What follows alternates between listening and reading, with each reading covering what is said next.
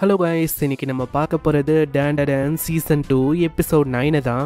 So வீடியோக்குள்ளே போகிறதுக்கு முன்னாடி மறக்காமல் எல்லாருமே ஒரு லைக்கை போட்டுருங்க. அதே மாதிரி ஃபஸ்ட் டைம் இப்போ தான் நம்ம சேனலுக்கு வரீங்கன்னா சப்ஸ்கிரைப் பண்ணி பெல் ஐக்கன் ஆற்றி வச்சுக்கோங்க. சரி வாங்க, நம்ம டைம் மிஸ் பண்ணாமல் எப்பிக்குள்ளே போகலாம். எப்பிக்கோட ஸ்டார்டிங்லேயே அங்கே ரொம்ப பயங்கரமாக சண்டை போகுது. ஒரு சைடு நம்ம ஆளு பஞ்சு பண்ண அவன் கிக் அடிக்கிறான். இப்போ நம்ம உட்காருனால செம்ம வேகமாக சண்டை போட முடியுது. பண்ணுற அட்டாக்லேருந்து அப்படியே அவன் தப்பிக்கவும் செய்கிறான். கண்ணுக்கே தெரியாத அளவுக்கு வேகமா அவங்க தாக்கிக்கிறாங்க. நம்ம உட்காரணும் விடாம அங்க பஞ்சசாங்க கொடுத்துக்கினே இருக்கான். திடீர்னு ஒரு பேரியர் மாதிரி ஒரு விஷயத்த அவன் தூக்கி போடுறான். ஆனா அதனாலயும் நம்ம உட்காரணும் அங்க தடுக்க முடியல.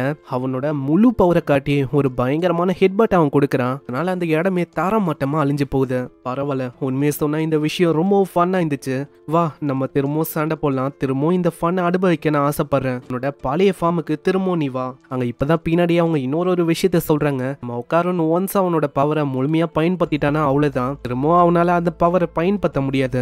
தெரியாம அந்த ஈவலையும் பயங்கரமா கத்தின்னு இருக்கு. என்ன பண்ண இருக்க, சீக்கிரமா டிரான்ஸ்ஃபார்ம் ஆகு. நம்ம ரெண்டு பேரும் சண்டையிடலாம். இல்ல உட்காருனால அங்க எதுவும் பண்ண முடியாது, நம்ம தான் ஏதாச்சும் பண்ணணும். பாட்டியும் சொல்றாங்க, அப்படி நம்ம ஓடி தலையிட்டா அவ்வளவுதான், ஈவலைய நம்ம விரட்டுற மாதிரி ஆயிடும். இதனால உட்காருன்னு யாரையுமே தலையிட வேணாம் அப்படின்னு சொல்றான். ஆனா உட்காருனுக்கு என்னதான் அப்படி சொன்னாலும் அவனோட காலு பயங்கரமா கீழே ஷேக் ஆகுது. இவளையும் ஒரு சைடு ரொம்ப கிட்ட வந்து அங்க சொல்லுது, என்ன நீ வந்து மாற மாட்டியா, வா என் கூட சண்டையிடு. இது கேட்கிற உட்காரணும் அங்க புத்திசாலித்தனமா சொல்றான், நான் வந்து வீக்கா இருக்கிற வீக்லிங் கிட்ட எல்லாம் சண்டையிட மாட்டேன். முக்கியமா நீ ரொம்ப என்ன கம்பேர் பண்ண ரொம்ப வீக்கா இருக்க, உன்னை எதிர்த்து சண்டை போடுறது வேஸ்ட் தான். என்னது நான் வீக்கா, நான் ஸ்ட்ராங்கு, நான் கண்டிப்பா ஸ்ட்ராங்கா மாறுவேன். அதனால வா சண்டையிடு. முக்கியமா நீ மத்தவங்க வீக்கா இருக்காங்க சொல்லி அவங்க கூட நீ சண்டை போடுற. இந்த மாதிரி பர்சன் கிட்ட எல்லாம் என்னால சண்டையிட முடியாது.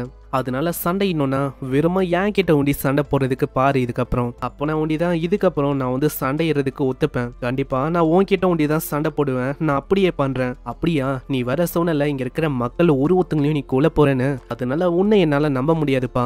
இதெல்லாம் சரியில்ல. நான் உன் கூட சண்டை போட உண்டி தான் சொன்னேன். அப்புறம் என்ன என்னாலே பண்ண முடியாது. ஆனா நான் தினமும் கூட சண்டை போட ஆசைப்படுறேன். நீ அப்படியா, எனக்கு சில பல கண்டிஷன் இருக்கு. ஸ்கூலுக்கெல்லாம் நான் போகணும். அதனால ஒன்ஸ் அ வீக் தான் உன் கூட சண்டை போட முடியும். என்னது, இதெல்லாம் அநியாயமா இருக்கு. நான் என்ன யோசிச்சேன்னா தினமும் அதாவது ஒரு செகண்டும் நம்ம சண்டை போடுவோம்னு யோசிச்சேன். இதெல்லாம் அன்ஃபேரா இருக்கு. அங்க பாட்டிக்கு இந்த விஷயம் பிடிச்சிருக்கு. பரவாயில்ல, இந்த பையன் புத்திசாலியா இருக்கான். அங்க டர்போ கிரானியும் போங்கடாடி ஏதோ இந்த பண்ணுங்கன்னு போகுது. அந்த இடத்துல மோமோ கேட்கிறான், ஆமா என்ன ஆச்சு டர்போ கிரானி, என்ன விஷயம் உங்க ரெண்டு பேருக்கு இடையில? உட்காருன்னு வந்து ஒரு நாள் புலம்பிங்கினே இருந்தான், நான் வந்து சண்டையிடணும் ஸ்ட்ராங் ஆகணும் அப்படின்னு சொல்லிங்கினே இருந்தான். நான் வந்து கேட்டேன் என்ன விஷயம்னு. அப்புறம் தான் அவன் சொன்னான், இந்த ஈவல இருக்குல்ல, இது வந்து ஒரு பிறந்த குழந்தை மாதிரி நீ சொன்ன. இந்த சிம்பிளா எல்லாரு கூடயே ஃபன் அனுபவிக்காது பாக்குது. அதனால அந்த ஈவலையோட ஃபோக்கஸ் எல்லாத்தையுமே என் மேல நான் பண்ணிட்டான். அதுக்கப்புறம் யாருக்குமே எதுவும் ஆகாது. மோமோ சேஃபா இருப்பான், மத்தவங்களுக்கும் அங்க எதுவுமே ஆகாது. அதுக்காக தான் நான் ஸ்ட்ராங் ஆகணும், அது கூட சண்டை போட்டு அது என் பக்கத்துக்கு ஆக்கணும், ஒரு ஃப்ரெண்டா என் கூட விளையாட வைக்கணும் அப்படின்னு நான் யோசிக்கிறேன். இதனால அது என் மேல ஒண்டி ஃபோக்கஸா இருக்கும் இப்படின்னு நம்ம உட்காரும் நாங்க பிளான போட்டிருப்பான்.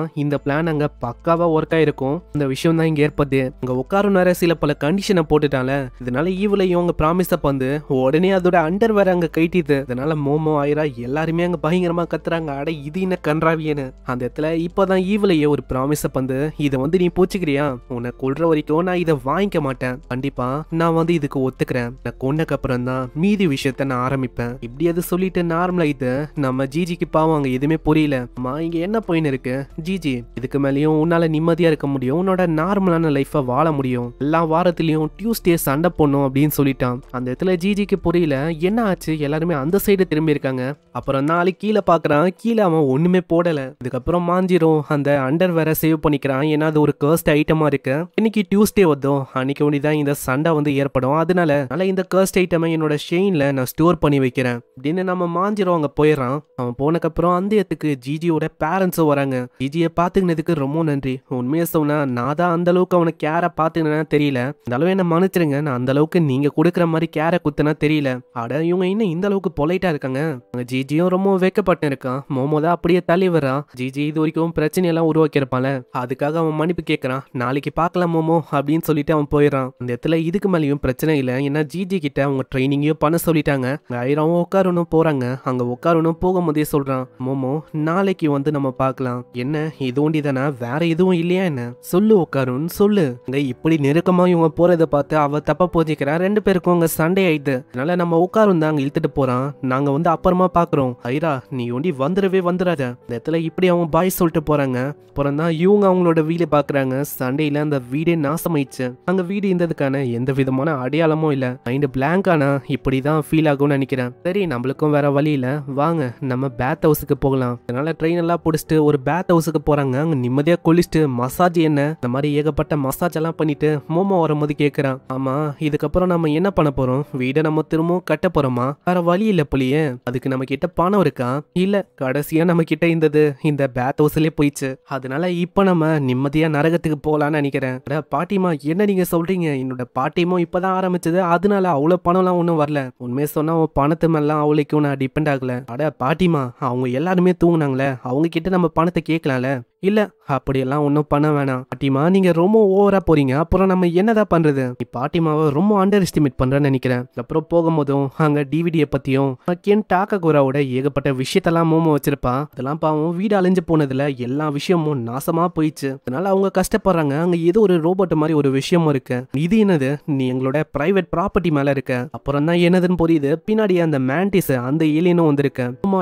நாங்க வந்து கேள்விப்பட்டோம் என்ன ஆச்சுன்னு. இங்கல இருந்து டைரக்டா என்னோட வீட்டுக்கு வந்து நடந்த விஷயத்த சொன்னாங்க. அதனால ஹெல்ப் கேட்டாங்க. இந்த பில்டிங்கை ரீகன்ஸ்ட்ரக்ட் பண்ண முடியுமான்னு அங்க உட்காரணும் சொல்றான். அதனால தான் நாங்க இந்த புது ஃப்ரெண்டை கொண்டு வந்திருக்கோம். இவரோட பேரு மிஸ்டர் லுட்ரெஸ். ஐயோ அவரும் தெரியாம நான் வேற உதச்சி விட்டனே. ஐயோ என்ன மன்னிச்சிருங்க. ஆனா அது பார்த்தா ஏதோ ஒன்று சொல்ல இருக்கு. அப்புறம் தான் ஏலியன் சொல்லி புரிய வைக்குது. அது வந்து தேங்க்ஸ் தான் சொல்லுது. அந்த ஏலியனை பொறுத்த வரைக்கும் ஒரு யங் லேடி வந்து வெல்கம் பண்ண மாதிரி ஆச்சான். அதனால மோமோ கோவம் ஆகுறா. அந்த இடத்துல காரணம் அந்த மேண்டிஸ் அந்த ஏலியனும் ரீபே பண்ணும் அப்படின்னு ஆசைப்படுறாங்கன்னு சொல்ல, அதுக்கு அவங்க ரெண்டு பேருமே வேணாம் தான் சொல்றாங்க. நான் பாரு உன்னால சரியா நிக்க கூட முடியல, அதனால வீட்டுக்கு போ. ஆனா நீங்களும் தானே ரொம்ப கஷ்டப்படுறீங்க. சரி நீங்க எவ்வளவு தூரம் உதவி பண்ணணும்னு யோசிச்சா கண்டிப்பா நீங்க பண்ணலாம், எப்படி ஆசைப்படுறீங்களோ அப்படி. அதனால அவங்க ஒத்துக்கிறாங்க. அந்த ஏலியனும் வேலையை ஆரம்பிக்குது. உங்ககிட்ட நானோ ஸ்கின்னு ஒரு விஷயம் இருக்கு. மூலமா அவங்க எப்படி யோசிக்கிறாங்களோ அந்த விஷயத்த அவங்களால உருவாக்க முடியும். உடைச்சாலோ இல்ல என்ன பண்ணாலும் இது வந்து திரும்ப பழையபடி நம்மளால மாத்திக்க முடியும். ஜஸ்ட் நம்மளோட மைண்ட்ல இப்படிதான் அந்த விஷயம் இருக்கணும் அப்படின்னு யோசிச்சாலே போதும். அதனால அந்த ஷேப்புக்கு போயிடும். இதே மாதிரி எல்லாருமே சேர்ந்து அங்க அற்புதமான அந்த வீடை உருவாக்குறாங்க. அதே மாதிரி வேலையை முடியுது. அட ஏலியனு ரொம்ப தேங்க்ஸ்யா, உன்னாலதான் எங்களோட வீடு பழையபடி மாறி இருக்கு. ஏலியனும் பரவாயில்லன்னு சொல்லுது. நான் உங்களுக்காக என்ன வேணாலும் பண்ணுவேன். இந்த லுட்ரஸ் அந்த ஏலியனை உடைச்சது கவலைப்படாதீங்க, இது தேங்க்ஸ் சொல்றேன் தான் அந்த விதத்துல சொல்லுது. ஐரா போக ஆரம்பிக்கிறா. உட்காரணும் அங்க சொல்றான். என்னன்னு தெரியல, இந்த வீடு வந்து என்னோட வீடு மாதிரி ஃபீல் ஆச்சு. அதனால தான் இதை எப்படியாச்சும் கட்டணும் அப்படின்னு சொல்லி நான் வந்தேன். புரியுது உட்காரும், நீ வந்து திரும்பவும் எப்போ வேணாலும் வரலாம், நல்லா பார்த்து போயிட்டு வாங்க இப்படின்னு அவ பாய் சொல்றா. அங்க பாட்டியும் சொல்றாங்க, இந்த ஃபேவரை நம்ம திரும்பவும் கொடுத்தாகணும் என்னைக்காச்சும் ஒரு நாள். அதே மாதிரி மோமோ என்ன மன்னிச்சிரு, இன்னைக்கு என்னால லஞ்ச் செய்ய முடியாது. பரவாயில்ல பாட்டி, நம்ம வந்து தூங்கலாம். நெக்ஸ்ட் சீன்ல இங்க ஜிஜியோட ஃபேமிலியும் அங்க கன்ஸ்ட்ரக்ஷனுக்காக ஏகப்பட்ட பொருளை கொண்டு வந்து இந்த இடத்துக்கு வந்து பார்த்தா எல்லாமே பழையபடி இருக்கு. இதை பார்த்து அவங்க ஷாக் ஆகுறாங்க. நெக்ஸ்ட் சீன்ல ஸ்கூலுக்கு போகும்போதும் அங்க ஈவலை பத்தி அவன் சொல்றான். கொஞ்ச நேரத்துக்கு முன்னாடி இந்த ஈவலை வந்து எனக்குள்ள வந்துச்சு தெரியுமா. அதை கேட்டு மோமோ ஷாக் ஆகுறான். நீ நினைக்கிற மாதிரி எதுவும் ஆகல தெரியுமா, அந்த ப்ராமிஸ் அது உடைக்கல. அதுவும் எதுனாலும் தெரியல, ட்ரைனிங்னால நானும் அதுவும் ஒண்ணு அப்படின்னு ஒரு மாதிரி கனெக்ஷன் எனக்கு ஃபீல் ஆகுது. அதே மாதிரி அவனுக்குள்ள இருக்கிற அந்த கோவத்தை அவன் வெளிப்பத்துல அவன் வந்து என்ஜாய் பண்றான் தெரியுமா. கேட்கும் போது மோமோக்கும் அங்க சந்தோஷமா இருக்கும். போற வழியில நம்ம ஜிஜி ஒரு விஷயத்த கேட்கிறான். ஆமா மோமோ, நீ யாரு கூடயாச்சும் லவ்ல இருக்கியான்னு கேட்டோன்னே உறைஞ்சு போயிடா. அப்போனா இருக்க தானே?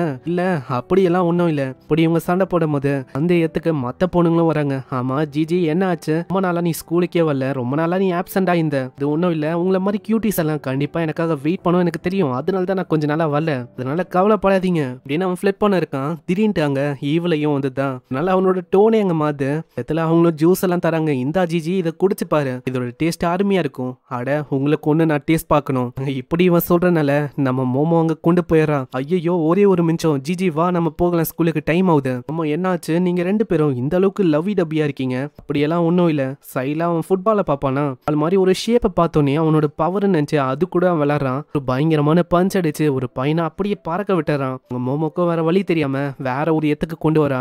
ஜூஸ் ஏதாச்சும் ஹாட்டா கிடைக்குமான்னு பாக்குறான். ஆனா எதுவுமே அங்க ஹாட்டா இல்ல. நான் என்ன பண்றது, என் நேரம் எதுவுமே இங்க ஹாட்டா இல்ல. ஆனா பரவாயில்ல, இவன் யாரையுமே எதுவுமே பண்ணல, அது வரைக்கும் சந்தோஷம் தான். சரி என் கிட்ட வேற வழி இல்ல. அப்புறம் கிளாஸ்லயும் ஒரு மாதிரி கோக்குமாக்கா பண்ண இருக்கான்.